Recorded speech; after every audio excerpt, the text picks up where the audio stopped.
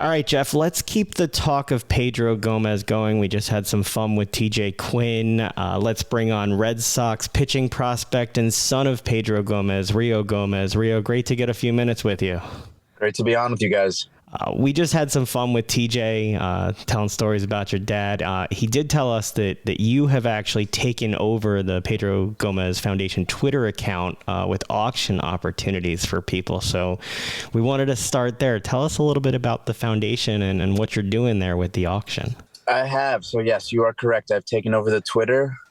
My brother was relieved of his duties from the Twitter after not being the best at it. So I was next up in line. So after my dad's passing, we had this idea to create this foundation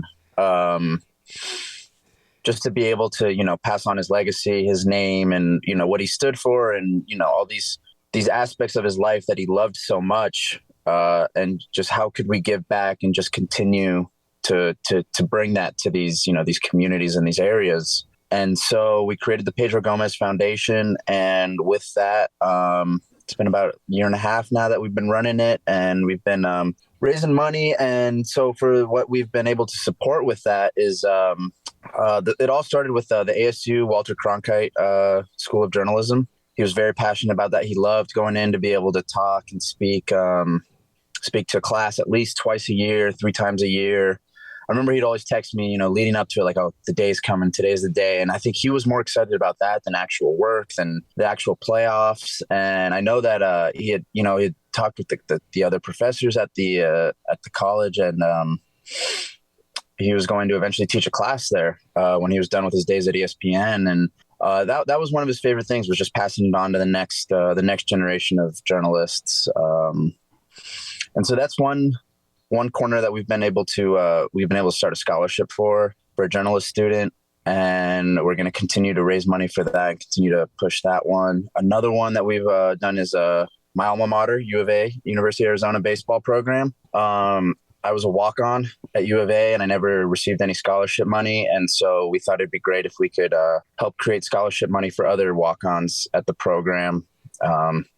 Just our way of it being able to give back and help that program, and what it's been able to provide for me and my family and my dad, and just so much more. So this is our way of giving back to them. One of my dad's favorite charities was Umps Care, and that was these MLB umpires and other umpires, I guess, all around the country, and this is their charity. And he loved being a part of their golf tournament, and they did a bartender night out here, and so we've been able to help fund money, and now they're teaching umpiring schools to high school kids and youths and teens all around in other underserved cities. And so they've been able to bring one out here to Phoenix, which has been great. And actually tonight is the last night of it. So I'm heading over there in a little bit to go see how that goes. And then the last one that we've been able to be a part of is NAHJ, which is the Hispanic Journalists Association. And we've created an internship for the Arizona Republic for this summer, a paid internship through that. And so it's been great. It's been a great, awesome year and a half. And, so this week we have this auction rolling, and we are, again, just trying to generate some more money, and, it's all going to great cause. And thankfully we have fantastic connections all around the sporting world that we've been very generous and lucky to receive all these fantastic items that are on the auction list. So Rio, we've had the chance luckily to talk to your dad over the years, and there was never a conversation that didn't include talking about you and your brother, talking about your baseball journey, talking about your statistics, and just him beaming at what you were doing. What was it like growing up, having a father that was so passionate about baseball, and how did it impact what you're doing today? I mean, it was a blessing to be able to have that as a kid. Obviously, baseball became the path.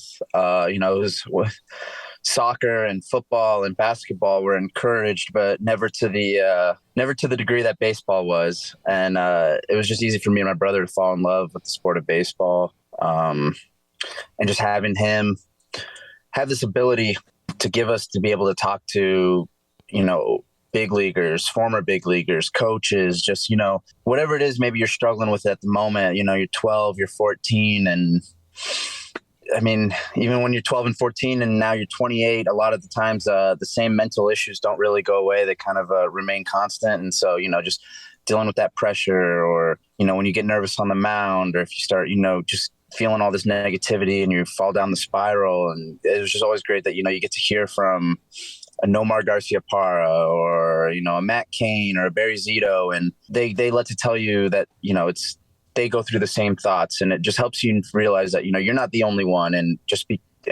these big leaguers, these guys are at the top of their game, also feel the exact same thing. And it helps, just that reassurance and that confidence build, and just allows you, as you climb through the ranks, to know that everyone feels the same way. I saw one time your dad went to Greg Maddox too for questions that you had. Talk to us what it's like to now carry that forward with your own baseball career. You've talked about finding your own confidence since his passing. Talk about your own journey now, which started as a high schooler being cut in your senior year and now has led to the career you have. Yeah, you're absolutely right. I mean, my senior year, I got cut from the high school team. My junior year, I was on the JV team. So I never really got that varsity experience. I walked on at the junior college, and then I ended up walking on at U of A. And you see all these other kids that you're playing with at the U of A, or when you get drafted, and they're all state this, all conference this, all, they have these accolades that they bring with them. And, they're the best players at their school, the best players in their area. And there's me who didn't have any of that. And for a while, I did struggle to feel like if I fit in, or if I was a part of this. And it really wasn't until after his passing that this my own self-confidence really started to grow and beam through that, where I realized, I am supposed to be here. And that, like, even though I didn't have that high school experience, or maybe even the college experience that a lot of these other kids had, I'm here for a reason. And I know that I'm just as good, if not better, than most of these guys. And I can compete and hold my own at these levels. So one of the things that is coming up in this upcoming season, I think, is something that you probably experienced and probably could give us some insight in. That there's some rules changes coming to the MLB this year. Mm-hmm. What is it like? So the pitch clock is something that we've heard senior major league pitchers complain about the pitch clock. What has it been like to deal with the pitch clock in the minors, and how does it give an advantage to the pitchers that are coming up through the system now?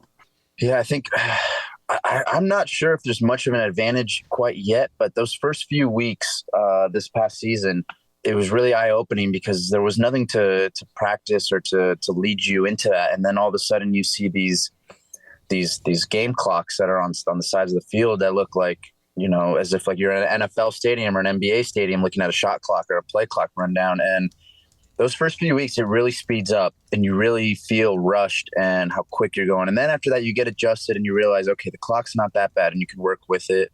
You can play with it. And I suppose if there's any advantage now is that, you get a little bit adjusted to being quicker in between pitches, to being able to reset, learning how to reset with that specific time. Things go bad. You fall down 2-0, 3-0 in a batter. You can't go take 30 seconds, 40 seconds to take that deep breath to reset. And so now you have to learn how to do that within that 18, 19 seconds that they give you.